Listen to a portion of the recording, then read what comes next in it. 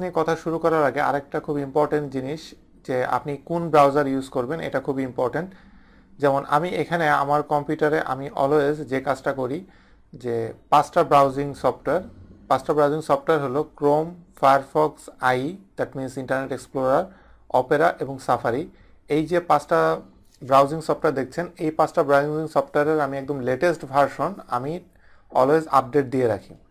এটা আপডেট দিয়ে রাখার মেন কারণটাই হলো, যখন আমি একটা কোনো সিএসএস এর কোনো নতুন সিনট্যাক্স যেটা এসেছে আমি যদি ইউজ করতে চাই, এটাতে কোনটার উপরে এটার অ্যাকচুয়ালি ইফেক্ট আছে, সেই জিনিসটা আমি যদি জানতে চাই, তাহলে সেই ক্ষেত্রে আমাকে প্রত্যেকটা এখানে যেই সফটওয়্যারগুলো আছে এই সফটওয়্যারগুলোতে যে আমাকে চেক করতে হবে যে এটার অ্যাকচুয়ালি সাপোর্টটা, নতুন যে সিনট্যাক্সটা এসেছে এই সাপোর্টটা এই সফটওয়্যারে আছে কিনা, ব্রাউজিং সফটওয়্যার আছে কিনা।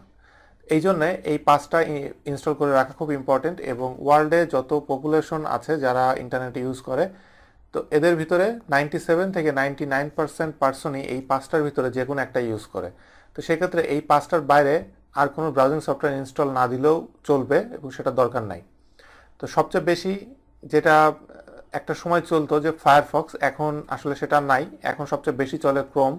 এবং i10টা এখন ক্রোমের পরে সেকেন্ড পজিশন নিয়েছে। এর মেন কারণ হলো i6-এ খুবই বাজে সাপোর্ট ছিল, যেটা 9-এ অনেক বেশি অ্যাডভান্স হয়েছে এবং ফাইনালি 10-এ অনেক কিছুই সাপোর্ট এই i10-এর ভিতরে আছে, যার জন্যে এখন আর যে জন্য আলাদাভাবে যে কোডিং করা লাগতো আগেকার ওয়েব ডিজাইনগুলোতে, এখন আর সেটা করার দরকার হয় না। এই জন্য IE10 এটার ইউজ অনেক বেড়ে গিয়েছে।